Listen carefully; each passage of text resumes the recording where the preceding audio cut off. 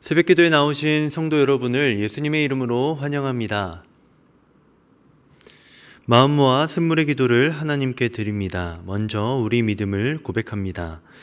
보라, 하나님은 나의 구원이시라. 내가 신뢰하고 두려움이 없으리니 주 여호와는 나의 힘이시며 나의 노래시며 나의 구원이심이라. 아멘.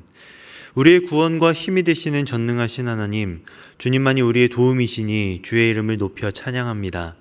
오늘도 주님을 의지하오니 승리하는 하루가 되게 하소서. 교회와 예배를 위해 기도합니다.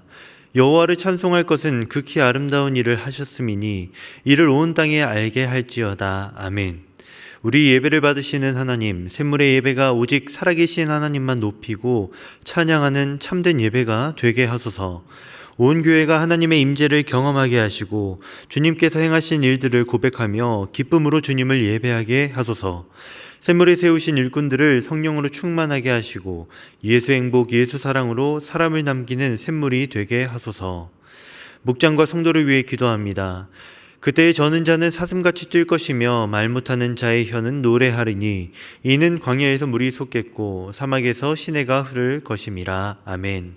성도의 모임에 함께 하시는 하나님, 샘물의 목장이 함께 웃고 함께 울며 서로를 위해 뜨겁게 기도하는 한 가족이 되게 하소서. 목장 가운데 치유와 회복이 이어지게 하시고 변화와 구원의 역사가 힘있게 일어나게 하소서. 무더위 가운데 성도들의 건강을 지켜주시고 질병으로 고통받는 환우들을 치유하시며 고난 중에 있는 성도들에게 주님의 손길이 함께 하소서.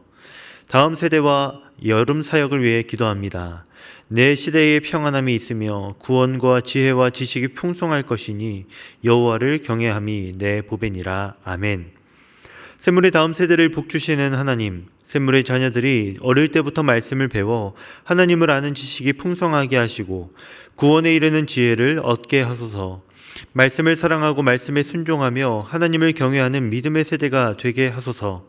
영아부에서 청년부에 이르기까지 성경학교와 수련회 가운데 살아계신 하나님을 만나게 하시고 평생에 기억할 신앙의 추억을 간직하게 하소서. 선교와 나라를 위해 기도합니다. 흑암에 행하던 백성이 큰 빛을 보고 사망의 그늘진 땅에 거주하던 자에게 빛이 도다. 아멘. 나라와 열방의 주인이신 하나님, 샘물의 단기 봉사를 친히 인도하시고 농촌과 인도네시아, 키르기즈스탄과 태국의 영혼들을 주님의 사랑으로 섬기며 그 땅의 영혼들에게 구원의 빛이 비치게 하소서. 선교사들의 사역에 힘을 더하시며 영혼 구원의 열매가 풍성케 하소서.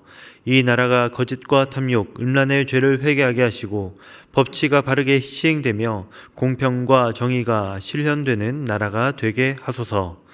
오늘도 우리를 사랑과 진리로 인도하시는 예수님의 이름으로 기도합니다. 아멘. 함께 하나님의 말씀 보겠습니다. 이사야 2장 1절에서 22절의 말씀입니다. 아모스의 아들 이사야가 받은 바 유다와 예루살렘에 관한 말씀이라. 말일에 여호와의 전에 산이 모든 산 꼭대기에 굳게 설 것이요 모든 작은 산 위에 뛰어나리니 만방이 그리로 모여들 것이라. 많은 백성이 가며 이르기를 오라, 우리가 여호와의 산에 오르며 야곱의 하나님의 전에 이르자. 그가 그의 길을 우리에게 가르치실 것이라.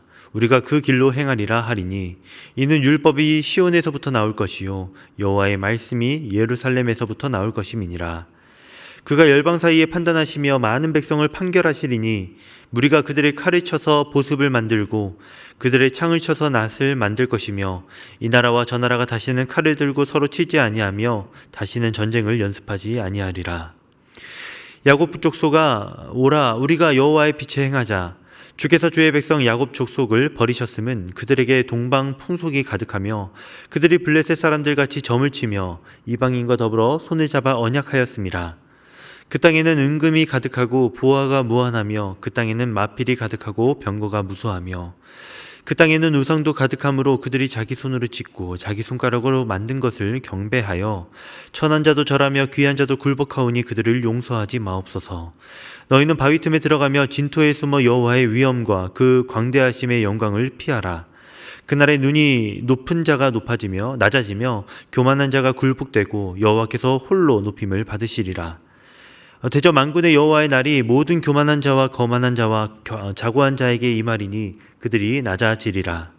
또 레바논의 높고 높은 모든 백향목과 바산의 모든 상수리 나무와 모든 높은 산과 모든 솟아오른 작은 언덕과 모든 높은 망대와 모든 견고한 성벽과 다시스의 모든 배와 모든 아름다운 조각물에 임하리니 그날이 자고한 자는 굴복되며 교만한 자는 낮아지고 여호와께서 홀로 높임을 받으실 것이요 우상들은 온전히 없어질 것이며 사람들이 암혈과 토굴로 들어가서 여호와께서 땅을 진동시키려고 일어나실 때에 그의 위엄과 그 광대하심의 영광을 피할 것이라. 사람이 자기를 위하여 경배하려고 만들었던 은 우상과 금 우상을 그날에 두더지와 박쥐에게 던지고 암혈과 험악한 바위 틈에 들어가서 여호와께서 땅을 진동시키려고 일어나실 때에 그의 위엄과 그 광대하심의 영광을 피하리라. 너희는 인생을 의지하지 말라. 그의 호흡은 코에 있나니 새말가치가 어디 있느냐. 아멘. 네, 오늘 이 시간 주의 날이 오리라 라는 제목으로 하나님 말씀을 나누겠습니다. 네, 오늘 하루 우리에게 주어진 삶에 최선을 다하는 것, 또 내일 일을 잘 계획하며 준비하는 것 정말 중요합니다. 그러나 너무 먼 미래에 대해서 지나치게 염려하고 예상하며 계획을 세우는 일은 우리가 한 치 앞도 그 앞을 예상할 수 없기 때문에 조금 조심해야 하겠지요. 그럼에도 우리가 분명히 알아야 하고 반드시 분명하게 찾아오게 될 미래의 사건이 있습니다. 바로 마지막 날, 주의 날이 바로 그 날입니다. 주의 날이 구체적으로 언제인지는 우리가 알 수 없습니다. 그러나 그 날은 지금도 서서히 분명하게 다가오고 있습니다. 주의 날은 반드시 올 것이고 성경에 말씀이 적힌 대로 그대로 그날의 일들이 일어나게 될 것입니다. 우리에게 다가오는 마지막 재림의 날, 그날은 어떤 날일까요? 그리고 그날을 우린 어떻게 하루하루 준비하며 살아야 할까요? 이 시간에 잠시 살펴보려고 합니다. 마지막 주의 날은 어떤 날입니까? 먼저 구원의 날입니다. 말일, 곧 그날이 오면 주의 나라는 모든 나라 위에 승리할 것입니다. 그리고 주의 백성들은 아름다운 평화, 곧 구원을 얻게 될 것입니다. 오랜 역사 동안 주의 나라는 무시를 당하기도 하였고 때로 심지어 핍박을 당하기도 하였습니다. 그러나 그날에는 반드시 주의 나라에 승리가 임할 것이고 영광스러운 구원이 임할 것입니다. 성도 여러분, 마지막 구원의 날을 기억하며 살아가시길 바랍니다. 말씀을 보겠습니다. 이사야 4장 2절에서 이사야 2장 2절의 말씀 함께 보겠습니다. 말일에 여호와의 전에 산이 모든 산 꼭대기에 굳게 설 것이요 모든 작은 산 위에 뛰어나리니 만방이 그리로 모여들 것이라. 여호와의 전은 모든 백성이 다 볼 수 있도록 여호와의 산인 모리아 산 위에 세워지게 될 것이라 합니다. 그리고 그 성전은 모든 민족의 마음을 사로잡을 것이라 합니다. 여러분, 성전으로 모든 민족이 모이게 된 이유가 무엇일까요? 성전의 건축 양식이 뛰어나서일까요? 아니면 어떠한 정치적 이유 때문일까요? 아닙니다. 그 성전에 하나님의 임재, 거룩한 영광이, 그분의 영향력이 나타나기 때문입니다.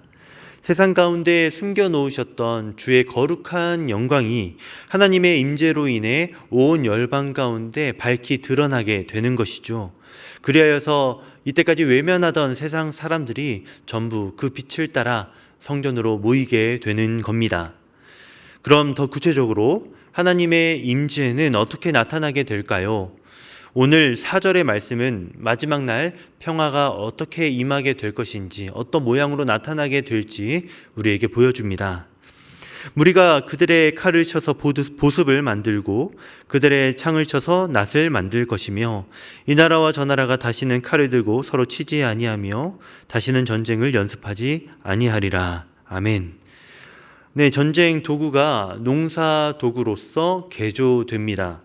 전쟁과 갈등과 다른 모든 문제의 원인들이 예수 그리스도 주의 영광스러운 임재로 말미암아 없어지게 되는 겁니다. 그것이 바로 오늘 본문이 보여주는 거룩한 임재의 현상입니다.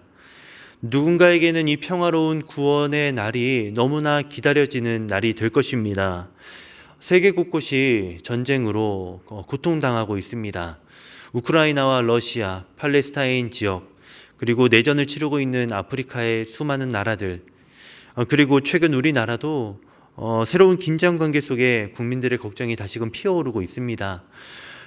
부디 주님의 임재와 영향 아래 모든 민족이 평화를 누리는 이 구원의 날이 속히 오기를 바랍니다.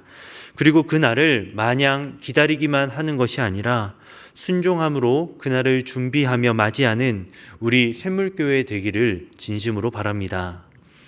성도 여러분, 주님의 날은 반드시 올 것입니다. 그 날은 어떠한 날일까요? 둘째로 심판의 날입니다. 심판의 날. 마지막 날은 하나님께서 악과 선을 모두 심판하시는 날입니다. 이사야 선지자는 이 심판의 날에 대해서 선지서 곳곳에 매우 여러 번 반복하여서 설명합니다. 그날이 꼭 올 것이라는 강조의 표현이겠지요. 특별히 본문은 악에 대하여서 심판을 할 것이라는 걸 말하고 있는데요. 그날이 오게 되면 주의 나라를 거역한 나라들과 외면하였던 인생들은 심판을 당하게 될 것입니다. 바위 틈에 숨고 암혈 속에 숨어도 도저히 피할 수 없는 매우 두려운 심판의 날이 될 것입니다. 그 어떤 인간적인 노력도 주의 심판을 피할 수는 없을 겁니다. 성도 여러분, 마지막 날은 악에 대한 심판이 될 것을 믿으며 성도의 삶에 정진하시기를 바랍니다. 함께 이사야 말씀 2장 17절의 말씀을 보겠습니다. 그날에 자고한 자는 굴복되며 교만한 자는 낮아지고 여호와께서 홀로 높임을 받으실 것이요. 여호와의 심판의 날이 임하면 교만한 자와 거룩한 자, 오만한 자들이 낮아지게 될 것입니다. 그리고 오직 하나님 한 분만이 높임을 받는 그러한 대역전이 일어나게 될 것입니다.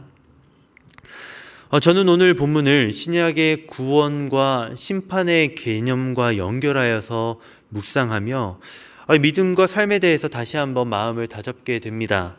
신약 성경은 구원과 심판의 기준에 대해서 믿음을 말합니다. 예수님께서는 나병 환자를 고치시며 이렇게 말씀하셨는데요. 누가복음 17장 19절에 그에게 이르시되 일어나 가라, 내 믿음이 너를 구원하였느니라 하시더라. 예수님께서는 이렇게 믿음이 구원을 이끌어낸다라고 말씀하셨습니다. 또 로마서 1장 17절에서도 오직 의인은 믿음으로 말미암아 살리라 라고 말하였습니다. 신약에서 돋보이는 선악간의 심판의 기준은 바로 믿음입니다. 그리고 오늘 본문에서 우리가 찾은 선과 악의 그 심판을 받는 그 기준은 교만함과 겸손함이 됩니다. 연결지어서 생각하면 이런 것이죠. 믿음은 곧 겸손이며 불신앙은 곧 교만함입니다. 믿음이 없는 자는 교만하고 오만하며 그런 자들은 마지막 날 주께서 낮추실 겁니다. 그리고 믿음이 있는 자, 곧 겸손하여 하나님만을 높이는 자들은 주께서 구원하실 것입니다. 심판의 날, 그날은 교만한 자와 겸손한 자의 위치가 역전이 되는 대역전의 날입니다. 믿음 있다 고백하는 저와 여러분은 주께서 보시기에 지금 겸손해 보일까요? 아니면 교만해 보일까요? 여러분, 그날을 준비하며 내 안에 숨어있는 교만과 거짓됨은 없는지 우리가 발견하여 보길 바랍니다. 하나님을 모셔야 하는 마음속 보좌의 자리에 지금 누가 앉아 있는가? 여러분, 잠시 후 기도의 시간에 스스로 질문하여 보시기를 바랍니다. 주의 날이 오리라 라는 제목으로 말씀 살펴보고 있습니다. 마지막 주의 날은 어떤 날입니까? 마지막으로 열매의 날입니다. 열매의 날. 주께서 마지막 날을 우리에게 가르쳐 주신 이유, 우리에게 그날의 심판의 날이 아닌 구원의 날이 되도록 하기 위해서입니다. 수고한 인생 가운데 영생과 구원이란 열매가 마지막에 우리에게 주어지기를 소망하시면서 오늘 이 말씀을 주신 겁니다. 여러분, 그날이 구원의 날이 되는 사람은 죄악을 버리고 주의 빛, 복음의 빛 안에 거하면서 살아가는 자들, 그러한 자들이 마지막 열매의 날을 맺게 될 것입니다. 그러니 성도 여러분, 주의 빛 가운데서 열매의 날을 맞이하시기를 진심으로 바랍니다. 말씀을 다시 보겠습니다. 오늘 본문 5절의 말씀입니다. 야곱 족속아 오라, 우리가 여호와의 빛에 행하자. 이사야를 통해 미래가 지금 예언되고 있습니다. 주님께서는 백성들에게 왜 미래를 보여주고 계신 겁니까? 바로 오늘을 위해서입니다. 오늘 하루 일상을 바르게 살기 위해 미래를 준비하도록 하기 위해서 오늘이 예언의 말씀을 주신 것이죠. 그런 우리가 오늘 살아야 할 구체적인 모습은 바로 여호와의 빛에 행하며 사는 겁니다. 새번역 성경의 표현도 말씀을 묵상하기에 참 좋은 듯합니다.